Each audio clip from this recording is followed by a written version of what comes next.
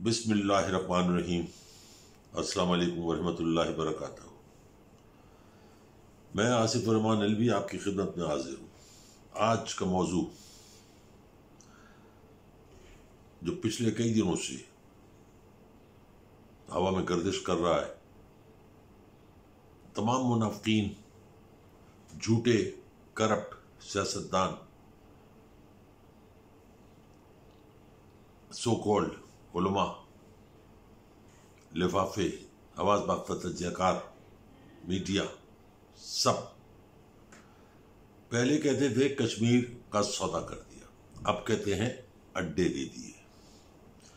In America को permission दे दी गई कि वो हमारे हवाई अड्डे इस्तेमाल कर सकती हैं और CIA को यहाँ पे काम करने की इजाज़त दी जा सकती। कल खान साहब का एक इंटरव्यू, वज़ीर आज़म साहब का एक इंटरव्यू HBO के एक न्यूज़ एंकर ने लिया। आप देख भी सकते थे और महसूस भी कर सकते थे कि उस एंकर का चेहरा हवास बाख्ता था कि पाकिस्तान जैसे मुल्क का वज़ीर आज़म, जहाँ पे सिर्फ वज़ीर आज़म लेटते थे, झूठ बोलते थे, सौदा करते थे, जैसे जरदारी ने किया कि आप मारे जाओ हम चीखे देंगे, आप अपना काम करते रहो हम चीखते रहेंगे। ऐसा नहीं हुआ। ऐसा क्यों नहीं हुआ? उसके लिए कुछ चीजों की जरूरत होती है। ईमान का पुख्ता होना, यकीन का होना, कौम से मोहब्बत, हमदर्दी होना, और सबसे बड़ी बात यह कि यकीन होना कि मेरी कौम मेरे साथ है, जो है। खान साहब ने यह साबित किया कि जो अपने पिछले जलसों में अमेरिका के एक जलसे में जो उन्होंने कहा कि ना मैं किसी के आगे झुका हूं सिवाय अल्लाह के और ना अपनी कौम को झुकने दूंगा, वो सच कर दिखाया। उस वक्त भी आवाज में दबदबा था, कल के इंटरव्यू में भी आवाज में दबदबा था। ये दबदबा नवाज शरीफ, जरदारी, खाकान अब्बासी, फजलुर रहमान, सराजुल हक, इनकी आवाजों में क्यों नहीं पैदा? क्यों? अंदर से मुर्दार है ये, अंदर से मुर्दे, जमीर फरोश, ईमान फरोश, दीन फरोश, वतन फरोश गद्दार है ये। आप टीवी खोल के देख लीजिए, हर एंकर एक बात जरूर कहता है, जी प्रेशर तो है। प्रेशर वो नहीं डाल रहे, उनकी ताकत नहीं है। प्रेशर आप लोग डाल रहे हैं कि जी IMF का मसला है, FATF का मसला है, वर्ल्ड बैंक का मसला है, ये है वो है। वो सारी डोरियां जाती है अमेरिका के हाथ में, जरूर जाती हैं, मगर ईमान की डोरी सिर्फ हमारे हाथ में है, इसलिए वो हम पर प्रेशर नहीं डाल। लेकिन आप लोग जरूर प्रेशर डाल रहे हैं यहूदी लॉबी के साथ मिलके, जो नहीं हो सकता। एक वजीर आजम अमेरिका जाता है, सरे बाजार सरे आम नंगा होता है। पाकिस्तान का वजीर आजम 22 करोड़ अवाम का नुमाइंदा अमेरिका के एयरपोर्ट पे अपनी पतलून उतार के नंगा होता है। दूसरा वजीर आजम अपने मुल्क में बैठ के उनको नंगा करता है। ये फर्क है। अल्लाह पे यकीन और ईमान की पुख्तगी आपको सिखाती है कि अगर तुम मुसलमान हो तो तुमको डरना नहीं चाहिए, और अगर तुम डरते हो तो तुम मुसलमान नहीं हो, ईमान वाले नहीं हो। ये कश्मीर का सौदा, हवाई अड्डे देना, इस बकवास को अब बंद कर दो। पाकिस्तान की तारीख में ऑल इन ऑल सबसे पावरफुल जो बंदा था वो था जनरल परवेज मुशर्रफ। उसमें हालात दूसरे थे। वो आर्मी चीफ भी था, जॉइंट चीफ ऑफ स्टाफ भी था, वो मार्शल एडमिनिस्ट्रेटर भी था, वो सदर पाकिस्तान भी था। उसके दौर में 10 ड्रोन हमले हुए, अड्डे भी इस्तेमाल हुए, लेकिन सिनारियो दूसरा था उस वक्त। उसके बाद अवामी हुकूमत आई, सो कॉल्ड जमहूरियत। उस दौर में, नवाज शरीफ के दौर में, जरदारी के दौर में अनगिनत ड्रोन हमले हुए। उस वक्त ही खान साहब ने रुकावट डाली, मुखालफत की, वजीर आजम नहीं थे उस वक्त, अपोजिशन में थे, और नेटो की सप्लाई बंद की। 3 साल के अरसे में खान साहब के एक ड्रोन हमला नहीं हुआ। ये अपने आप में एक बहुत बड़ी जीत है। आज मैं थोड़ी देर पहले देख रहा था कि सराजुल्लाह कह रहा है कि सौदा कर दिया है, आवाम को धोखा दिया जा रहा है। धोखा तो तुम लोग दे रहे हो, इस्लाम का लबादा ओढ़ के लोगों को गुमराह कर रहे हो। इसीलिए न चेहरे पे नूर है, न किरदार में कोई बरकत है, न वजन है। तुम्हारे अल्फाज, तुम्हारी जबान तुम्हारा साथ नहीं देती। ये मुनाफत छोड़ दो, कौम की नई नस्ल को गुमराह करना छोड़ दो। बहुत सारे इशू हैं जिस पे बात हो सकती है, लेकिन ये जो बात है कि अमेरिका को अड्डे दे दिए, ये गलत है। मुल्क के राज बेनजीर ने बेचे, नवाज शरीफ ने बेचे, जरदारी ने दिए। कोई एक मिसाल दे दी जाए जो मौजूदा वजीर आजम ने की हो, क्योंकि कौम उसके साथ खड़ी है, पब्लिक सेंटिमेंट्स से वो वाकिफ है। कौम की नब्ज वजीर आजम के हाथ में है। वो जानता है कि कौम भूखी रह सकती है, मुफलिसी में रह सकती है, लेकिन नजरें झुका के नहीं रहना चाहती। आज पूरी दुनिया में पाकिस्तानी पासपोर्ट की इज्जत है।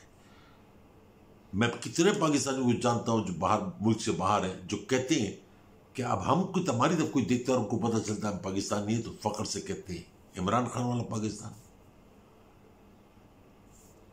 मैं कोई नुमाइंदा नहीं हूं किसी का भी, लेकिन सच जो है वो बताना मेरा फर्ज है।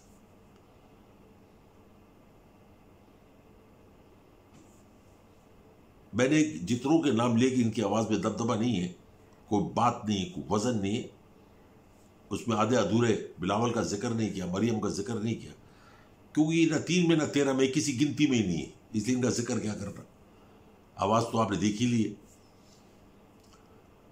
कोशिश करके देखना पड़ता है कि कौन बोल रहा है या बोल रही। इन लोगों को चोरी से फुर्सत मिले, फ्रॉड से फुर्सत मिले, करप्शन से फुर्सत मिले, ईमान को बेचने से फुर्सत मिले, वतन को बेचने से फुर्सत मिले, लोगों के एहसासात और जज्बात को तोड़ने से फुर्सत मिले, तो ये कोई पॉजिटिव काम करेंगे। वरना इनका फुर्सत किधर है? Busy doing nothing.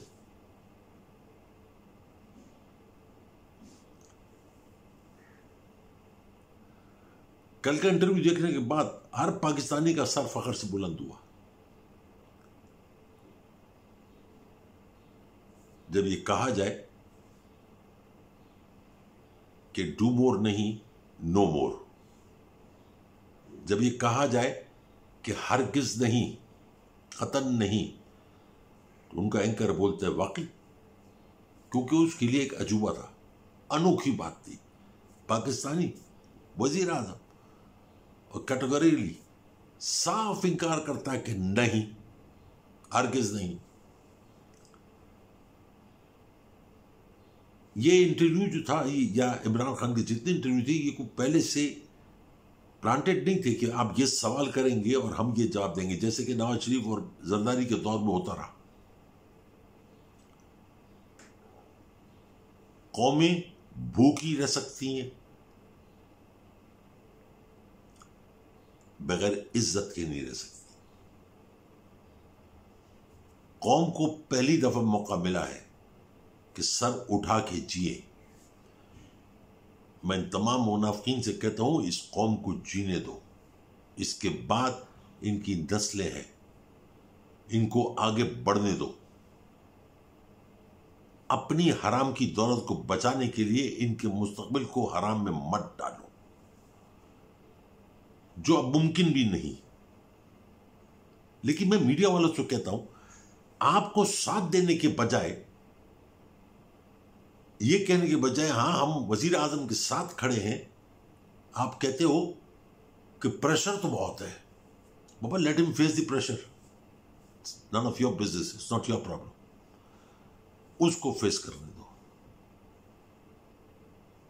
उसको पता है कि मेरी कौम मेरे साथ है, मेरा अल्लाह मेरे साथ है। तो आप लोग बीच में क्यों बकवास करने के लिए आ जाते हो कि प्रेशर बहुत है? कल जितने भी टॉक शोज थे उसमें यही था, प्रेशर तो बहुत है, अंदर खाने को कहानी। अब इनको अंदर खाने की कहानी कौन समझाए? जैसे इनके घर के अंदर की कहानी है, वैसे समझते हैं कि हर जगह घर की कहानी चल रही है।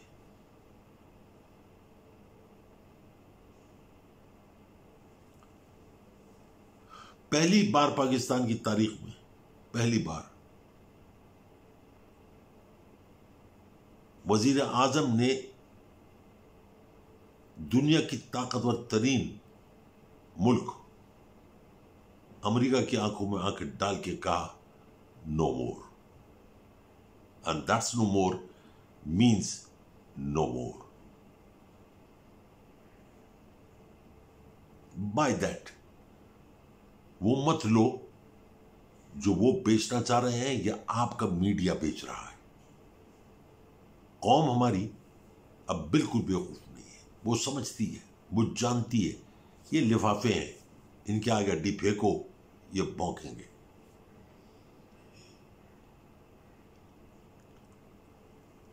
ये एपीसी बुलाएं, जो भी बुलाएं, XYZ बुलाएं, ABC बुलाएं, ये सिर्फ अपने मकासद के लिए बुला रहे, कौम के लिए नहीं बुला रहे। कौम के साथ क्या होना है उसकी इनको फिक्र नहीं है। अपने आप को जेलों से बचाने के लिए, अपनी दौलत बचाने के लिए अड्डे भी बेच रहे हैं, कश्मीर का भी सौदा कर रहे हैं, जबकि ऐसा कुछ नहीं हो रहा। ये जो है आपके सिराजुल हक साहब, अपनी नहीं तो कुछ इस्लाम की हया कर लो, शर्म कर लो। 70 साल तुम लोगों को हुकूमत इसीलिए नहीं मिली कि तुम लोग इस काबिल नहीं थे, तुम्हारा किरदार इस काबिल नहीं था, तुम्हारा ईमान इस काबिल नहीं था। तुम सिर्फ इस्लाम का लबादा ओढ़ के लोगों को बेवकूफ बना के 2-4 सीटें लेके माल पीटने की कोशिश में बाज आ जाओ, वरना जो 1, 2, 3, 4 सीटें मिलती भी है ना, ये भी नहीं मिलेंगी। जैसे आज फजलुर रहमान जलील होकर बाहर पड़ा हुआ है कोने में, ऐसे तुम भी वैसे हो तो चुके हो जलील, मजीद हो गए।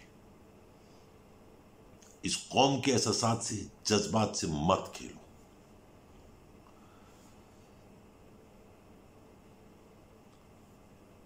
एक एहसन इकबाल, खकान अब्बासी, वो बिल बतौड़ी, पहले बजट पे ऐसे फैक्ट्स एंड फिगर्स दे रहे थे जैसे बजट इनकी उंगलियों के टिप्स पर है, मालूम कुछ भी नहीं। आज फॉरेन पॉलिसी के ऊपर खेल रहे हैं, सिराजुल हक भी खेल रहे हैं। उधर वो जो 10 साल या 8 साल वो कश्मीर कमेटी का चेयरमैन बना हुआ था, 80-85 करोड़ रुपए खा गया हराम के, पेट फट रहा है, वो भी बोल रहा है। वाह वाह, क्या बात है। इस कौम के ऐसे नसीब थे, अब नहीं। मैं अपने कौम के लोगों से, अपने बच्चों से की बात कहूंगा, जीना है तो सर उठा के जीना। इनके साथ रहोगे तो सर झुकेगा भी और कलम भी होगा, और जिल्लत के साथ रुसवाई भी होगी। तो इनके साथ, इनकी तरफ देखना गुनाह कबीरा समझ लो।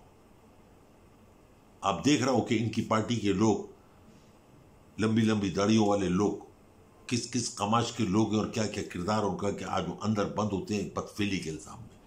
ऐसे लोगों पीछे चलना गुनाह समझ लो। ये तो हो गया आज के लिए आप लोगों की। मैं अपने बच्चों से मुखातिब होता हूं। मेरे बच्चों, मैं अपना काम जरूर कर रहा हूं, अपने हिस्से का दिया जला रहा हूं, आप तक अपनी बात पहुंचा रहा हूं। मैं नहीं जानता कितने आप में से कितने लोग सुनते हैं और कितने लोग नहीं सुनते, लेकिन जो सुनते हैं वो आगे जरूर सुनाते हैं, जो मुझे इत्ला मिलती है। आप लोग अपने माँ बाप के घर में जब होते हो, यू फील सिक्योर कि तुम्हारा बाप तुम्हारे पीछे है, तुम्हारी माँ तुम्हारे पीछे है, तुम्हारे घर के बड़े तुम्हारे पीछे हैं, बुजुर्ग तुम्हारे पीछे हैं। इसी तरह से मुल्क का जो सरबराह होता है, अगर वो अच्छा है तो यू आर सिक्योर, और अगर वो इन बदकमाश लोगों की तरह है तो यू आर सेटिंग डक। इससे ज्यादा कोई ओपन मिसाल मैं आपको नहीं दूंगा। अपने कलम से, अपनी सोच से आगे बढ़ना, अपने कदम के वो निशान छोड़ना कि लोग तुम्हारे नक्शो कदम पे चले। ये जो नक्श कदम छोड़ के गए, आगे चलते चलते इनको अपने पांव से मिटाते जाओ, रोनते जाओ, क्योंकि इस मुल्क की बागदौड़ अब तुम्हारे हाथ में। सोचना जरूर। आज के लिए इतना ही काफी। अपने प्यार में, मोहब्बत में, दुआओं में याद रखिएगा। मेरी तरफ से बहुत सारा प्यार, बहुत सारी दुआएं, बहुत सारी मोहब्बत। जिंदगी रही तो कल फिर इंशाल्लाह हाजिर होऊंगा। अस्सलाम वालेकुम रहमतुल्लाहि व बरकातहू।